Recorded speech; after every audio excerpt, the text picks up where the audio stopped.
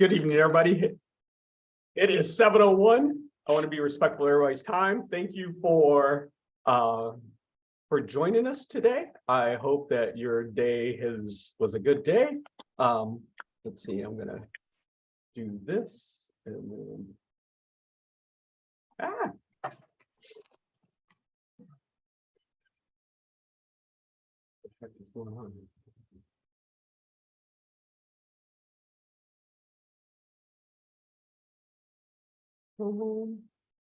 I'm trying to get to my slideshow.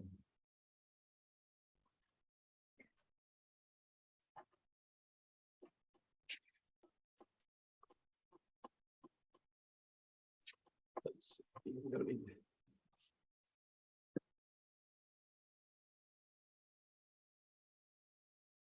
Give me a thumbs up if you guys can see my screen share. It should be okay. Cool. I'm trying to move stuff around here. So welcome back.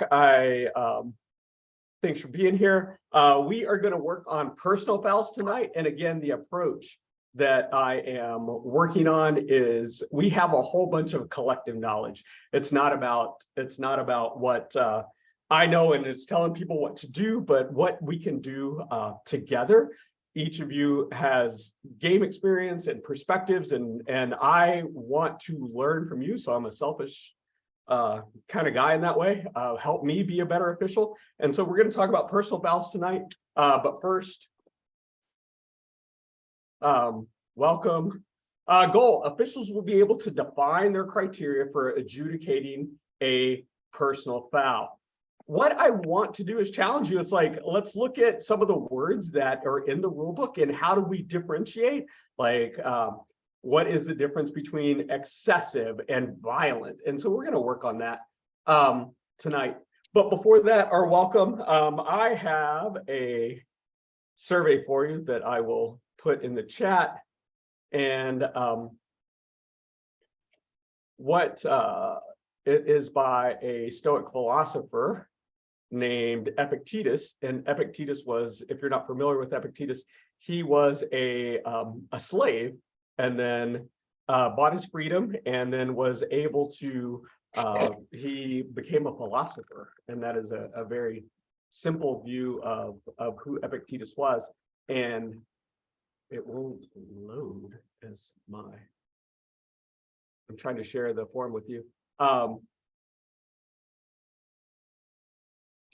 The quote is, when anything occurs, remember to turn yourself and ask what is required in this situation. And when this is ingrained as a habit, none of these phenomena will have the power to overwhelm you. I offer that tonight because when we're in games, stuff happens, and how do we react? And so I want to explore that tonight. And as soon as I get I'm struggling with the share tonight. I'm going to try to put it in the chat and it won't come up. Okay.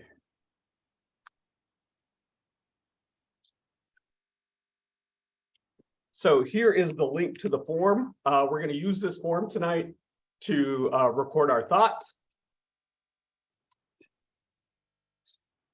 So keep it open.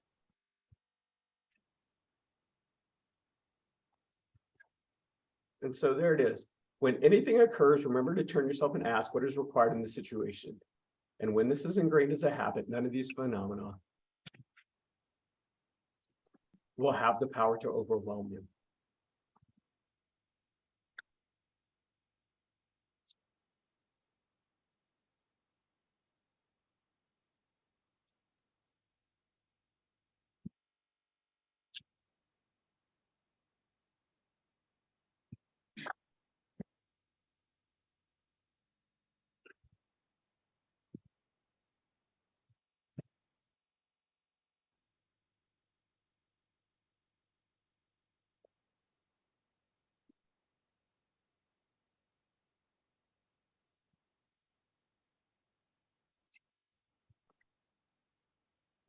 Evening, Steve. Evening, everybody.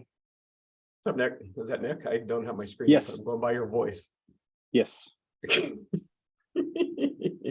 We had a barn burner today. It was actually a super fun game. Tell us about it. Carroll beat Northland 7-6 in overtime. Yeah. And the best part about it was Mike Hoffman's first college game, and he made an awesome moving screen call in overtime. That was 100% the right call. And then Carroll went down and scored. So it was awesome to see him in his first game in a very contested and fun game based on skill level. Make a big boy call. It was awesome. I was so happy. Good job, Mike. I think he's currently on a plane to Atlanta right now for work. Yeah. So he worked with you and then he got on a plane. Yeah. Yeah. They flew him in for the game. Yeah, exactly. Right. Totally. There was 2 goals in the final 23 seconds. 2 goals in the final 23 seconds? Yeah, Northland went up, and then Carroll tied it up with 4 seconds off the faceoff. Wow. Fun game. All right, my friends. What does Epictetus say in whatever he says? These phenomena will have the power to overwhelm you once you become the habit. What do we got? Nick, go shirtless. Hey, baby. You're teasing us, Nick. Sorry, changing.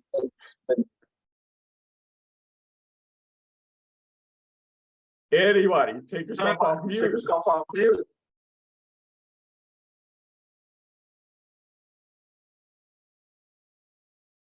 No one's willing to take a risk on what Epictetus is saying.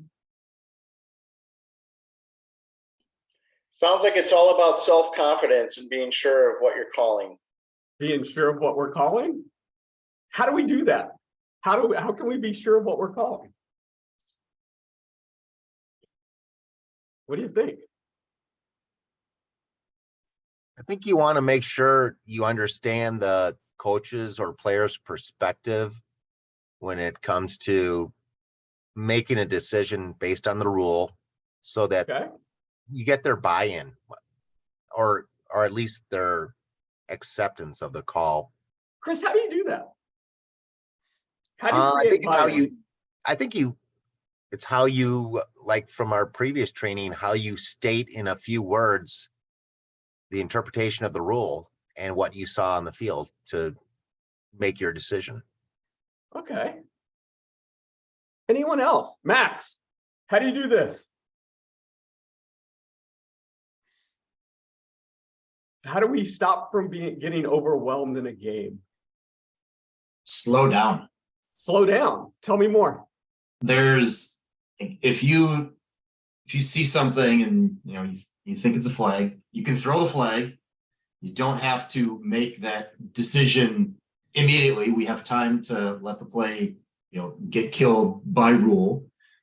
And if you're unsure, you talk about it with your crews. It's not like basketball where you have to have a whistle and you're pointing one way or the other immediately. We have time to think about it and correct anything we need to. So what I heard was, in a play, we can have a flag down. How do we handle a coach yelling at us on the sideline? What do we do? What do we need in that situation? How do we become better communicators during a heat of the moment game where you're supposed to officiate and acknowledge this guy and keep the game moving and be non-reactive? How do we handle that? What are some strategies? What do you guys do? Kyle, Mr. Gasser, you're like one of the most kickback people I know. How do you handle that? I think you acknowledge and not, I think you acknowledge, but don't necessarily, I don't like to engage very deeply. I just like to acknowledge we might disagree, but we have a personal foul, and we're going to serve the penalty and we're going to report it and we're going to move on. And I hear what you're saying, Coach. I understand I understand. I hear you. And that's what I want him to understand is that I do hear him and I'm not totally ignoring him. I hear what he's saying. I acknowledge that what you're saying. Now let's move on. Other opinions, other strategies.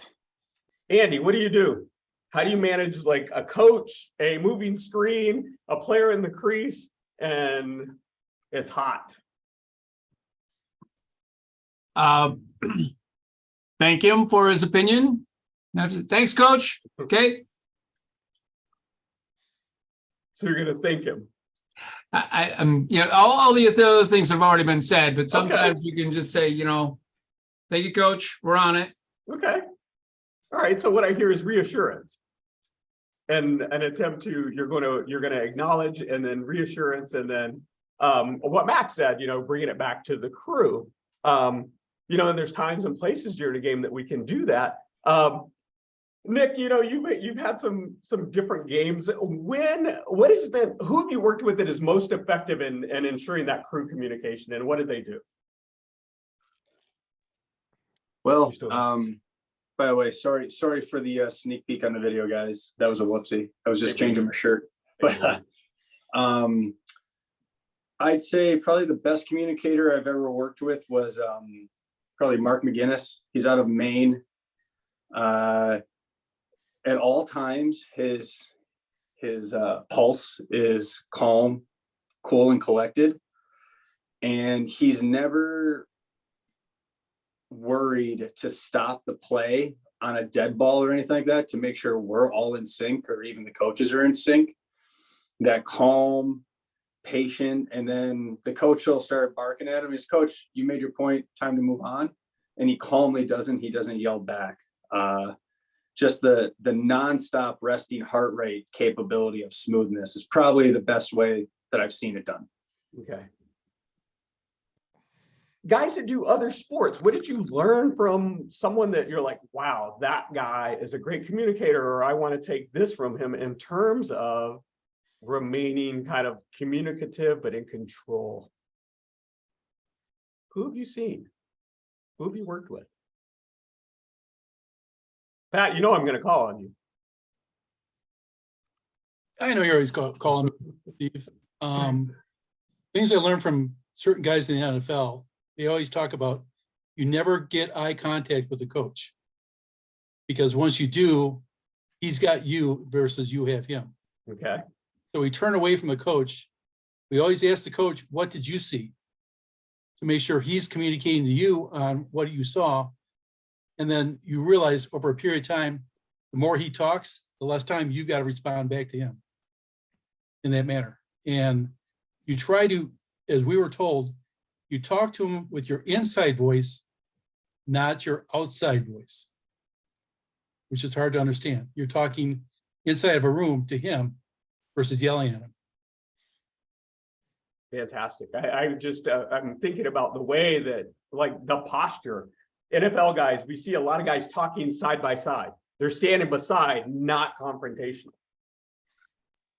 Steve, think about, Go ahead. Steve, it's Kyle. Think about how when we're doing hockey and we're talking to a coach, you never allow him to stand with his foot on the dasher and talk down to you. If you're going to engage in that conversation, you'll ask him to kindly step down and meet you at the same level and have a brief conversation with him, but you're not going to allow him to, stand and basically show you up in front of everybody. Thanks, Kyle. Mike, as a hockey coach, how do you more effectively communicate from either side? As a coach expressing an opinion, or you're asking for help or advocacy, and as an official, how are you reacting to that coach? Well, probably not the best person to ask. I usually slam a door to get attention. So. Okay, so then if you were the official and you have a guy that is slamming doors or demonstrating, how are you going to communicate with that guy? Well, a lot of times my problem is that if they're not, I've had most of the time it's when they've ignored me. Uh-huh. So they've either not communicated or chose, I sent a captain out to talk to somebody and asked to speak to them, and they've kind of knew they were in the wrong, so they just didn't want to come talk to me. So I just wanted to make it clear that I wasn't too happy with what was going on. So, Okay. but as an official, I mean, all the coach really wants is to be heard. So when you go over there, you got to make sure you're acknowledging that they have something to say. Thank you for that. Other opinions? What do we do? Hey, Steve, Tim here. So one of the best Tim? pieces of advice I got last year, kind of my first year officiating in high school, was acknowledge using the simple word okay. As you're running down in front of the bench, if the coach is barking at you, you turn to him and say okay, and he kind of doesn't have a response to that. It's kind of like, okay, you acknowledge it, you heard him, and it kind of just moves the play along. I think that point goes directly to what Epictetus said, is remember to turn yourself and ask what is required in this situation. And acknowledgement, that is like the most benign thing to say that acknowledges. That's genius, man. So whoever gave that to you, good for them. That's awesome. So like, okay. And you don't have to say, I heard you. You just say, okay. And it's like, wow, that's why we do this. Anyone else? Words of advice. How can we kind of callous ourselves to this thing? Part of it, Paul K said, trust in yourself. You're a first year guy, first game. How do you build trust? You do look for your partners. Do you ask for help? What do you do? It's like, yes, we can all say trust yourself, but how do you build that trust? I think is one of the things that I'm curious about and want to help with. So defining personal fouls, we're going to transition now into kind of the heart of what we're talking about. And this is not going to be like a cross check is this, or a slash is that. I want you guys to challenge yourselves and look at the language of the rule book and what are we going to do and how do we define these things? So reading from the slide, there's a difference between the rule book says and your working interpretation and adjudication of the rule. That's from last week. What we want to do is explore and share how we adjudicate personal fouls by interpreting the language in the rule book. So I want you to go to that form, and on the form, there is a couple of situations. I'm going to go ahead and read what we're going to work on. And again, I'm going to give you work time, and then we're going to come back and talk about it. But, what is your working definition of a personal foul? And then the second question is more of a brainstorm. You don't have to answer each of these because there's a series of questions. But I want you to challenge yourself. It's like when we say, oh, we always call advantage, disadvantage. If you were asked to explain what is advantage, disadvantage in 12 words or less, what are you going to say? What is obvious? We could say, it's like, oh, if the grandmother can see it, what does that mean? Just denying a scoring opportunity is something that I've heard people say. It's like, I always make a foul call when they deny a scoring opportunity. What does that mean? What does that look like? And a lot of times you can say it's like, you know it, or you know it when you see it, but what does that look like? What does the word safety mean to you? You always call the safety fouls. What does it mean to be like safe? You got 200-pound kids with 6-foot sticks swinging at each other. How is that safe? Language from the high school rulebook: excessive, violent, or uncontrolled. And then the high school rule book uses intentional. What does it mean, intentional? And how could you really, are you in someone's brain to say, yes, he did this on purpose? We don't know that. So that's a challenge one. I want you to take some time and push yourself in thinking. It's like, what are these criteria? USA Hockey, for those of you that do hockey, they say, it's like, call safety fouls, call denying of a scoring opportunity, call advantage, disadvantage. What do those things mean? And how do we, as more experienced officials, how do we help less experienced official understand these nuance and these concepts that more experienced officials have gained and have learned from others? How do you differentiate between a 2 or 3 minute foul? Sometimes it's rules, but it's like, what language do you use? And then how do you use the ladder of adjudication? And do you always use the ladder? Why or why not? So it's 7:20 right now. I'm gonna give you about 20 minutes. I'll check in with you in 20 minutes and go ahead and tackle this. Challenge yourself again. I'm not going to, this is a hold, this is a slash, anything like that. We have hundreds of years of officiating experience collectively. So I want to learn from you. So please commit to the task. So I'll talk to you in 20 minutes. If you have questions, let me know.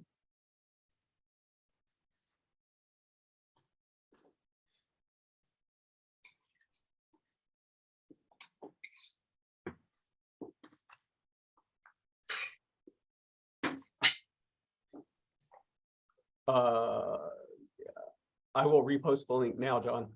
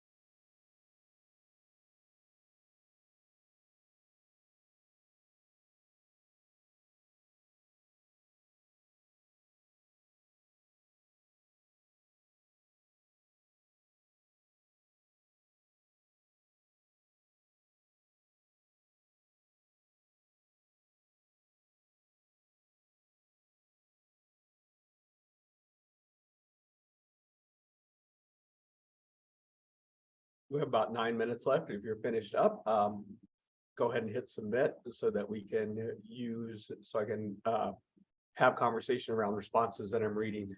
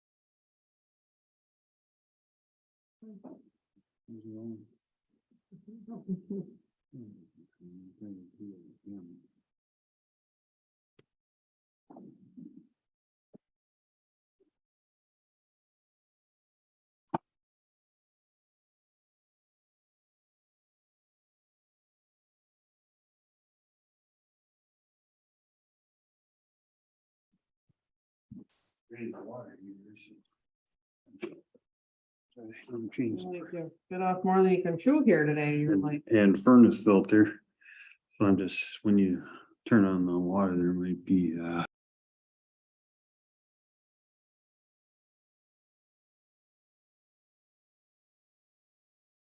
We have 5 more minutes. If you're done, you may not be here. Take a break. We have 5 minutes. I'm here now. We heard.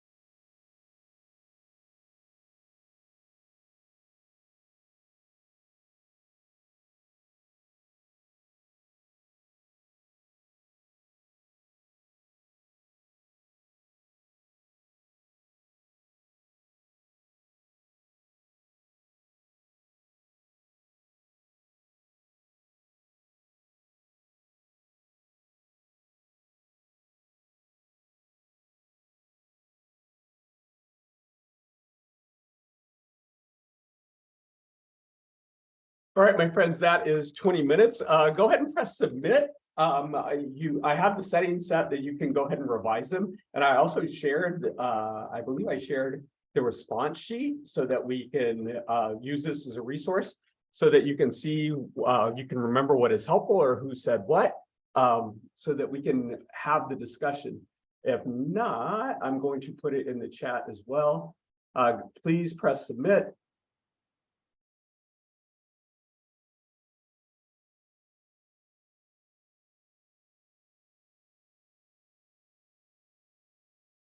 Here is the link to everybody's responses.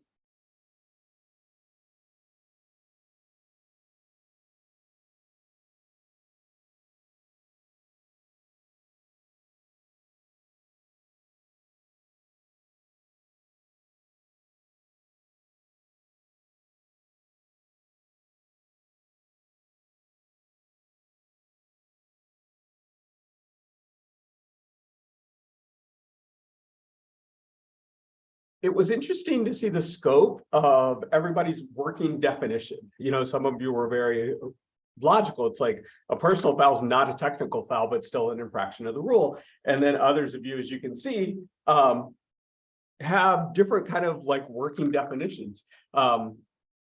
When looking at these, I like the how differently we think. And the question is, it's like, okay, as a group of Wisconsin high school officials, how can we better align ourselves? That's the challenge for me. And I think that we can better align ourselves by hearing others' perspectives. So in looking at them, there's 31 of you. Okay, so not everybody's name is on them, and I recognize some of the emails.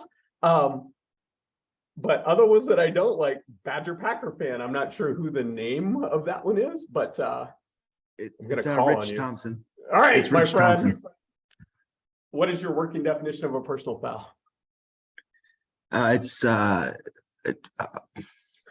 did I have You can listed go back there? and look. You can cheat. What did I write? It's a kind of a more significant, more severe penalty beyond that of a technical foul. So something, you know, dealing with a cross check, a slash, a head in the neck, something more significant than a technical foul. Okay. Other opinions? The people that was like, it's not a technical foul. Help me understand that. Say like, I'm a coach. It's like, I don't understand. Why was that a personal foul? Because it's not a technical foul. How can you make me feel heard? So let's see who put that. Earplug soaked OH.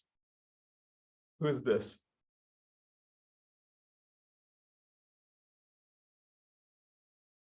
Because response number 2 says is a foul that is not technical, 1 minute or more.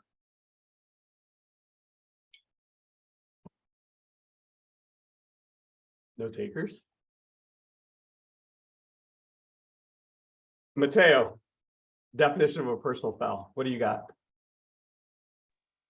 I said for mine was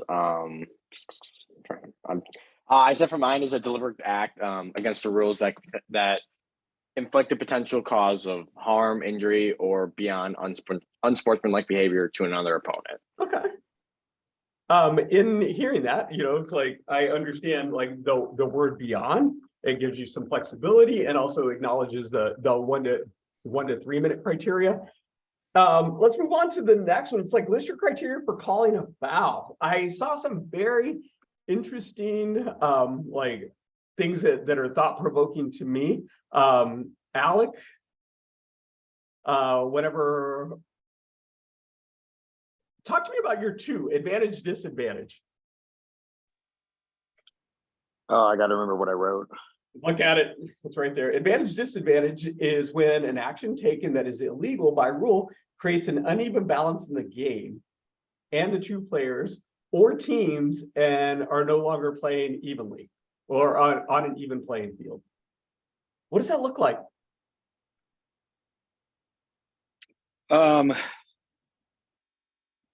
I don't know. Some of these questions are hard just because honestly, it's one of those, you know it when you see it. I know. So that's what I'm pushing you guys towards. Yeah, no, it's like, I'm we trying know to it think when it we through. see it, but how do we explain it? How do we help less experienced officials?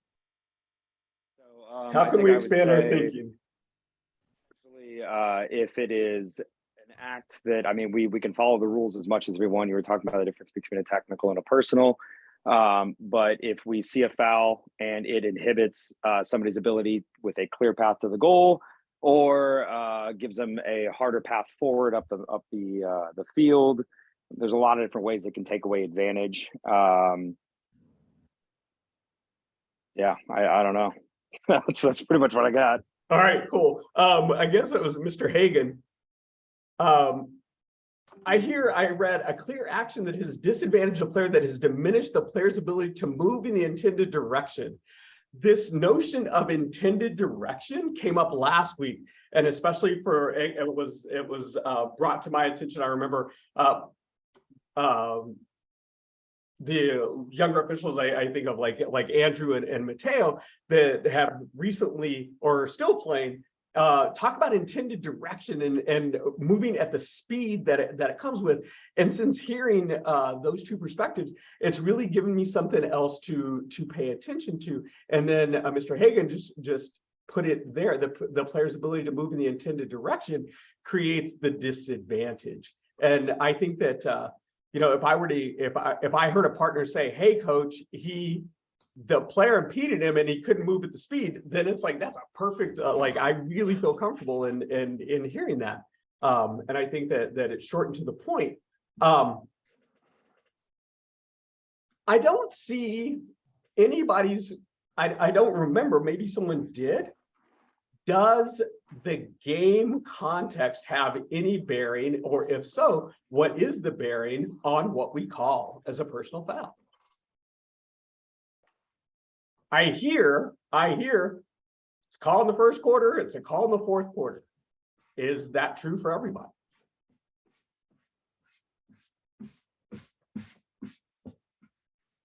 Nick, I read a text today. We have less skilled players, less skilled teams. Do you call it differently? Your name lit up.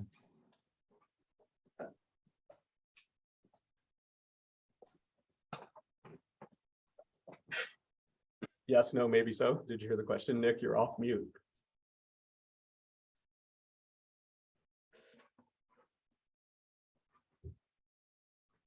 Opinions on that? Sid, do you call what you call in the first quarter the same in the fourth quarter?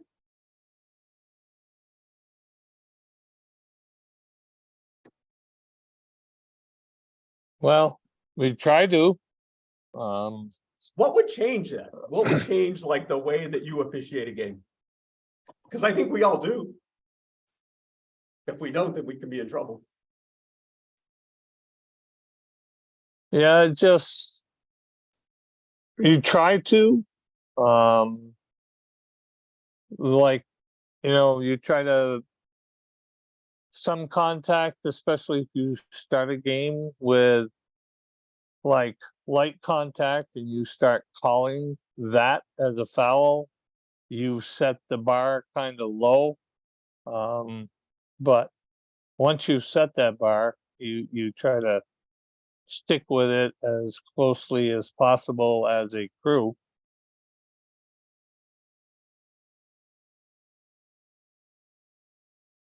What would cause us to change, if anything? Don, what do you think? Have you ever been in a game where you needed to like change your foul criteria, or is like you're aiming for same in the first as in the fourth? Yeah, I mean, like Sid said, you're aiming for that, but there's going to be games where if they're starting to get out of hand, you're going to tighten it up in the fourth quarter, or you're going to go, the method of every personal foul is now 2 minutes minimum, just because the game's getting out of hand and you need to do something to try and temper it down or control it. So you're going to have that. Then you're also going to have every game is going to be different based on the skill level.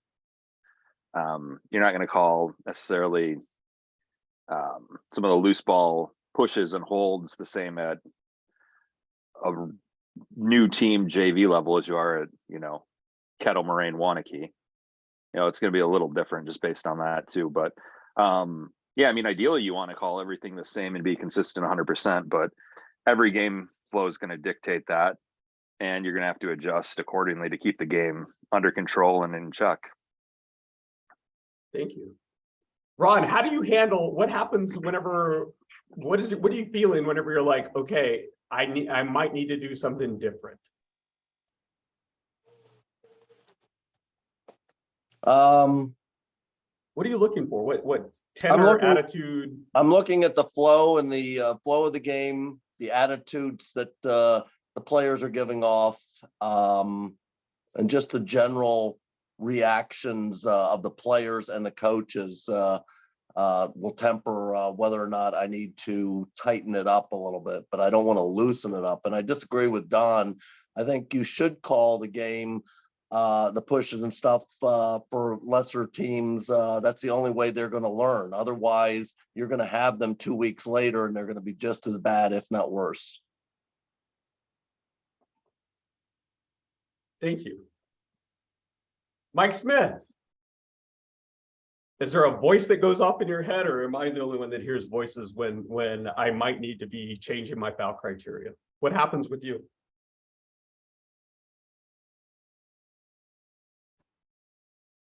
Hey, Steve, was that question directed to me? Yes, that one question was directed to you. What if you, has there been a time where you felt like you needed to change your foul criteria? And if so, what happened and how do you react?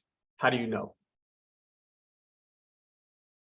I'm trying to think what would change my foul criteria. I mean, what coaches always say, what they ask of officials is to remain consistent. So if you're calling it one way in the first half, to change it or adjust I mean, there's always going to be adjustments in game made based on how the game is going, how rough it's getting and so forth. We're going to get a little tighter if it's getting out of hand, and the players have to adjust to that. But trying to adjudicate anything differently than the rules is really putting a lot of pressure on the coaches and players to keep track of what our mindset is. So we really want to be consistent in that area and call something that's a foul on the first play of the game that's going to be a foul on the last play of the game. Okay. Thank you for that, Mike. Alec, what do you do? Do you strive for consistency, or are you willing to kind of adjust to what is happening in the game? And if so, what has happened in the game that would make you change that criteria? Yeah, I mean, I think to echo I don't know who that was that just spoke, but just to echo Michael on that, it is our job to remain consistent throughout it, because I think he's 100% right. That's putting a lot of pressure on coaches to read our minds if we start changing it throughout the game, and that can create unfair disadvantages or advantages towards the end of the game. But at the same time, like, I think, we can all easily tell when a game is getting out of control, and we do have to make adjustments to make just for player safety and tighten it up as we get, and that just progresses through the end of the game. And then I think the other thing just to take into account is skill level. I mean, when you have two teams that are playing at a higher skill level than maybe was expected at the beginning of the game, I mean, obviously still calling the game the right way and keeping consistent, but also making sure we're calling the right penalties. So, the pushes instead of the cross checks and things like that, and just being consistent throughout the whole thing to create a fair playing level. So, Alec, what I heard was, I think that what I'd like to echo is like, what I'm inferring is, it's like the criteria for contact fouls.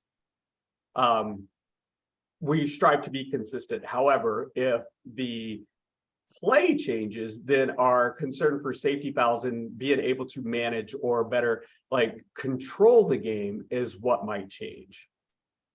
And so I heard safety, and I think that that differentiation is one that we need to consider. And I think that we've all been in games where it's like, okay, what's a slash in the first quarter is going to be a slash in the fourth quarter. However, the viciousness or the intent of the check, because the tenor of the game has changed, is something is where we have the opportunity to better manage or control the game when the tenor of the game changes, not necessarily what is happening on the field as far as X's and Y's and who's doing what where. So thank you for that. Differentiating between a 2 and 3 minute foul. What's the difference? I raise your hand if it's like, oh yeah, you can just feel it. But if a coach asks, why is that a 2? Why is that a 3? What are you going to say? Drake, we haven't heard from you tonight. What's the difference between a 2 and a 3 minute foul? A lot of it will come down to safety. Was it a lacrosse play? Was it a player just going head hunting? Is it a repeat offense from the same player? Had ample warnings to not do that and they continue to do it. You're going to favor a 3 over a 2 for that. Okay. Thank you. Scott Saunders. Are you there? What's the difference between a 2 minute foul for you and a 3 minute foul? Scott there? Peter, we haven't heard from you this evening. How do you adjudicate a 2 minute foul versus a 3 minute foul? Well, I would think the severity of it. What do you mean by severity? Please clarify. Well, it's probably one of these, okay, you'll see it. Same player, same foul in a game. Yeah. It's hard to put into words. It is hard to put into words, but these are the thinking that happens. And what's amazing about us as a group of officials and like the human brain is like these things happen and we can do it in like literally like tenths or milliseconds or hundredths of a second. But when we have to like write it down and think about it, it's like, this is hard. So like, bravo to all of you that have ever stepped on a field and ruled that play was illegal because you have all this knowledge and you recognized it and you executed it and you threw your flag or blew your whistle all within hundredths of a second. That's what's amazing about the job that you guys do. But then when we're asked to talk about it, it's like, oh shoot, this is hard. Matt Roth, what's the difference between a 2 minute foul and a 3 minute foul? I'll go with a 3 minute foul if it starts high and ends high. Okay. I think more of a 2 minute if he starts, kind of shoulder and then rides up to go high. I'll go with 2. Okay. And so what I heard was it's like, okay, how many actions were illegal? So that is a very clear, coachable, explainable thing. It's like, coach, it started high and ended high. That's 3 minutes. It started here and then ended high. Therefore, it was a different foul. So I attached the resource. There was a table of adjudication from the college officials that was shared last year, and I shared it with this group. And simply, it is like, how many infractions were there? Is one way to think about it. So, like Matt said, it started low and ended high. It's 2 minutes, but if the player did this, and this, then it could be. It's a different ladder of adjudication.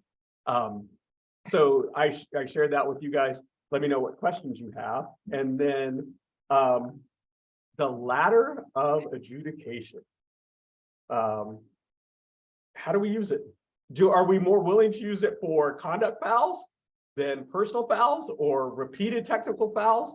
How do we use that ladder of adjudication? Some of you wrote, it's like, hey, this kid does this and it's severe enough, I go right to the top. Others are like, no, I'm going to do this first, then this first, and then this last. How do we use this? I'm going to scroll through.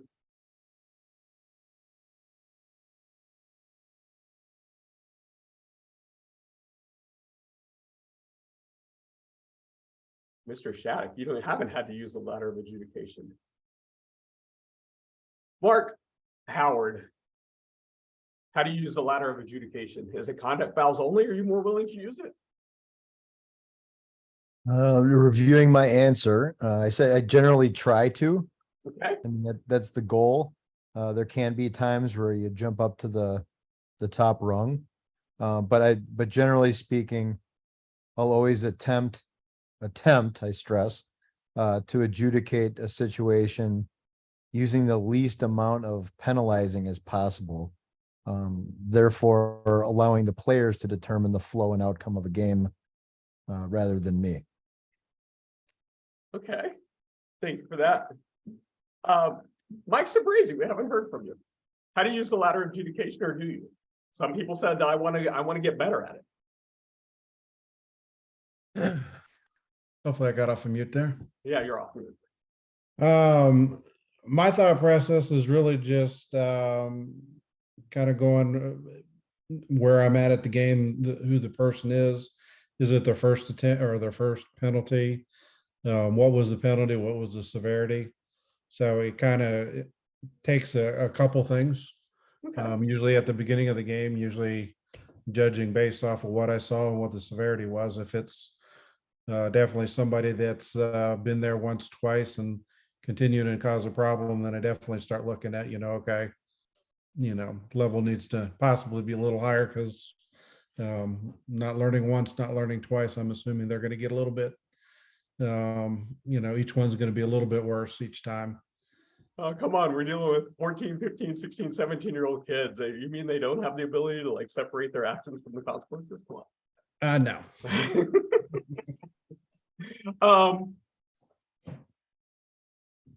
All right, so what my goal was for us to think about these things. And what I heard was it can be hard. And yes, it can. And when we are adjudicating these things, I just wanted to put it in your head. It's like, these are the things that we are aware of, and then how do we apply it? And as a group, I think that the more that we learn from one another and share, I think that's my goal is to better align what's happening within the state.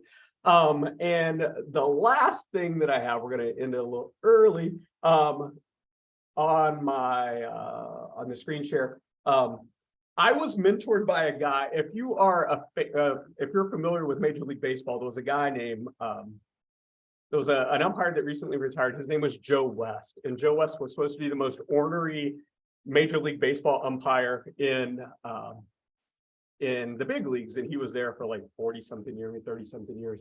But I was mentored by a guy that was more ornery than Joe West, and his kind of advice to me about like how to get along in a game is reflected in this clip. And what I learned from Bobby was, you want to make, like, our goal and our understanding is we want to make the calls where the coach goes, no shit, that was a slash, no shit, that was a push, no shit, this was that.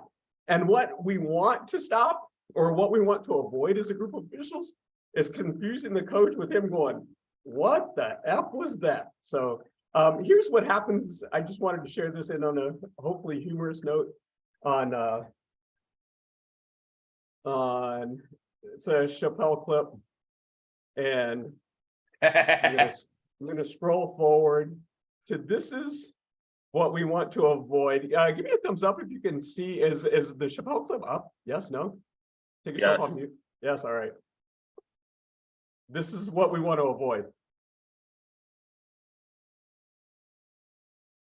So we're officiating a game, talking to the coaches.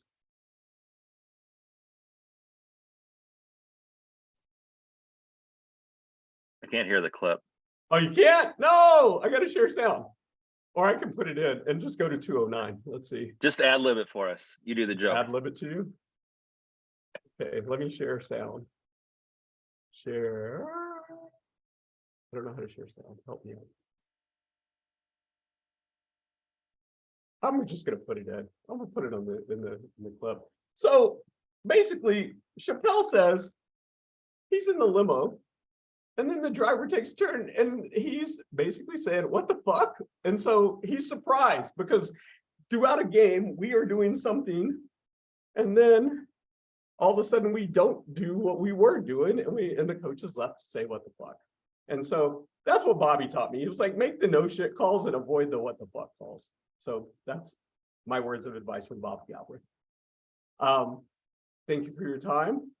Enjoy your 25 minutes of Sunday evening, and we'll see you next week. Sweet. Pay your dues. Pay your dues. I paid mine. So go to Everybody else pay their 225 of the dues. clip.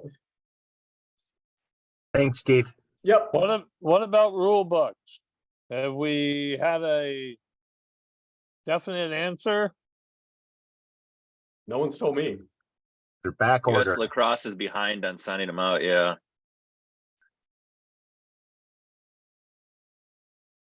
Okay, thanks. Yeah, You if wrote the go- rules, if Sid. if you go to the NFHS website, you can get the book. I got it that way. Rather You than can the download US it on your Lacrosse. smartphone. There's a rule book? Yeah, When did they add rules to the sport?